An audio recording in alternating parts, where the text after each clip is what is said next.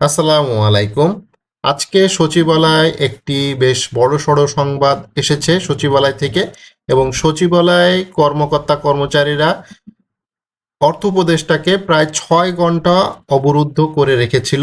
কিছুক্ষণ আগে অর্থ উপদেষ্টা পুলিশি প্রোটোকল নিয়ে তিনি সচিবালয় ত্যাগ করে।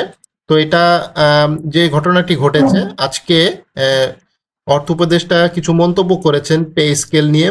তো সেই মন্তব্যর জেরেই মূলত সচিবালয় কর্মচারী যারা আছে 11 থেকে 20 গ্রেড বা যারা পে স্কেলের দাবিতে সব সময় সরগরম থাকে, তারা একটা দাবি তুলেছে যে তাদেরকেও সচিবালয় ভাতা দিতে হবে। অর্থাৎ সচিবালয় ভাতা বা যেটা বলা হচ্ছে সচিবালয় ভাতাটা আসলে কি। আপনারা জানেন যে বিভিন্ন সরকারি কর্মচারী যারা আছে তারা ওভারটাইম ডিউটি করলে তাদের একটা নির্দিষ্ট পরিমাণে অ্যামাউন্টের টাকা দেওয়া হয়, বাট সচিবালয়তে এই সিস্টেমটা নাই। ঠিক আছে, তো এটা বিভিন্ন সময় বিভিন্নভাবে আন্দোলন করা হয়েছে, দাবি তুলে ধরা হয়েছে যে এই ভাতাটা যাতে দেওয়া হয়। অর্থাৎ সচিব, মন্ত্রী যারা আছে তারা যতক্ষণ অফিস করতে থাকে ততক্ষণ তাদেরকেই কর্মচারীদেরকেও কিন্তু অফিস করতে হয়। অর্থাৎ যে সচিবের ড্রাইভার যারা আছে বা পিওন আছে, হ্যাঁ ঠিক আছে, অফিস সহায়ক আছে, এই ধরনের কর্মচারী আছে, সেই তাদেরকেও কিন্তু সেই 9টা 10টা পর্যন্ত অফিসটা করতে হয়। এজন্য কিন্তু যারা প্রথম শ্রেণী কর্মচারী আছে তারা কিন্তু ঠিকই এই ভাতাটা পাচ্ছে, বাট ওই লেভেলে যারা তৃতীয় এবং চতুর্থ শ্রেণী যে সকল কর্মচারী আছে তারা মূলত কোনো ভাতা পান না। তারা ওই 9টা 10টা পর্যন্ত অফিস তাদের করতে হয়। তো এটার জন্যই তারা মূলত এই আন্দোলনটা করেছে, এবং যেটা হয়েছে অবরুদ্ধ অবস্থা থেকে পুলিশি সহায়তা নিয়ে 6 ঘন্টা পর সচিবালয় থেকে বের হতে পেরেছেন অর্থ উপদেষ্টা ডক্টর সালাউদ্দিন আহমেদ। বুধবার 10 ডিসেম্বর আজকেই রাত 8টা 20 মিনিটে তিনি সচিবালয় ত্যাগ করেন। তো এর আগে দুপুর 2:30 থেকে সচিবালয়ে কর্মরত সরকারি চাকরিজীবীদের 20% সচিবালয় ভাতা সরকারি প্রজ্ঞাপন জিও জারির দাবিতে আন্দোলনের সময় তাকে অবরুদ্ধ করে রাখে কর্মকর্তা কর্মচারীরা। অর্থ উপদেষ্টাকে উদ্ধার করে সচিবের পুলিশ ডেকেছিল কর্তৃপক্ষ। তো পুলিশের একটি বিশেষায়িত ইউনিট সদস্যরা এসে আন্দোলনকারীদের বাঁশি বাজিয়ে ছত্রভঙ্গ করার চেষ্টা করে। এক পর্যায়ে তাদের সঙ্গে আন্দোলনকারীদের ধস্তাধস্তি হয়। এতে বিক্ষোভকারীরা অসন্তুষ্ট হয়ে পড়লে উত্তেজনা ছড়িয়ে পড়ে।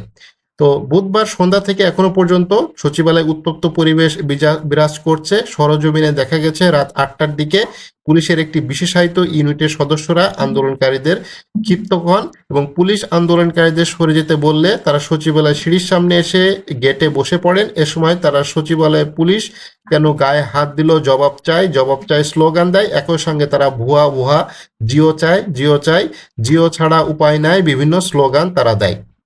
তো এই ঘটনাটা ঘটেছে আজকে, মূলত আজকে 2:30টার পর থেকে সচিবালয় কর্মচারীরা তারা কিন্তু অর্থ মন্ত্রণালয়ের দিকে যায়, এবং অর্থ মন্ত্রণালয় যে তারা অর্থ উপদেষ্টাকে এক প্রকার অবরুদ্ধ করে। আসলে এখানে অবরুদ্ধ করাটা এক প্রকার ছিল, বাট মূলত যেটা হয়েছে সেটা হচ্ছে যে অর্থ উপদেষ্টার সাথে যে কর্মচারী যে সকল নেতারা আছে তারা এখানে মিটিং করেছেন, এবং মিটিংয়ে একটা ফলাফল কিন্তু এসেছে। তো যে ফলাফলটা এসেছে সেটা হচ্ছে আগামীকাল অর্থাৎ বৃহস্পতিবারে এই জিওর একটা প্রজ্ঞাপন দেওয়ার আশ্বাস অর্থ উপদেষ্টা তাদেরকে দিয়েছে।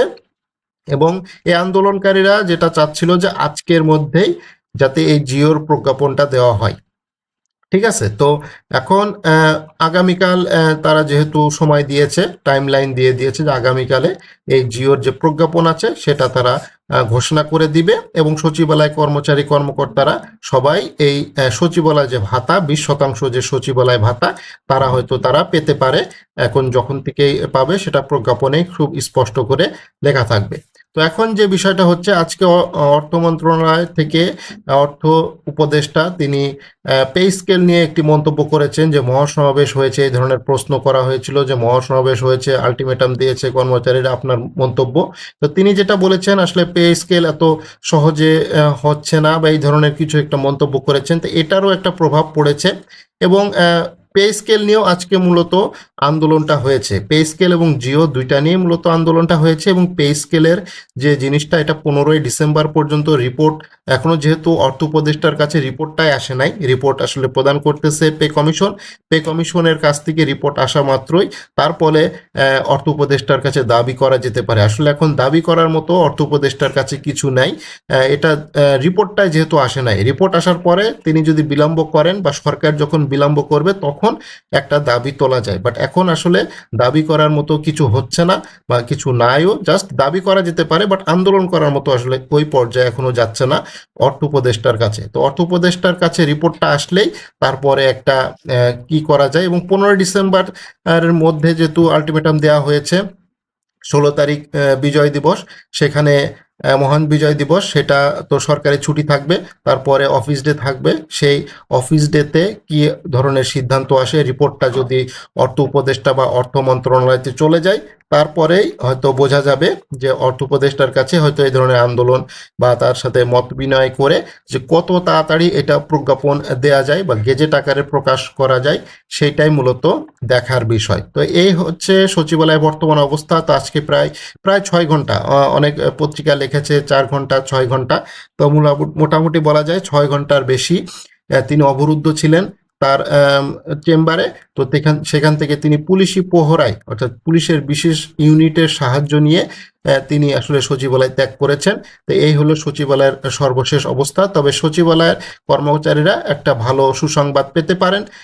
তারা হচ্ছে আগামীকাল যেহেতু তাদের জিও প্রজ্ঞাপন হওয়ার সম্ভাবনা আছে, হলে তাহলে তারা 20% হারে সচিবালয় ভাতা পাওয়ার সম্ভাবনা রয়েছে।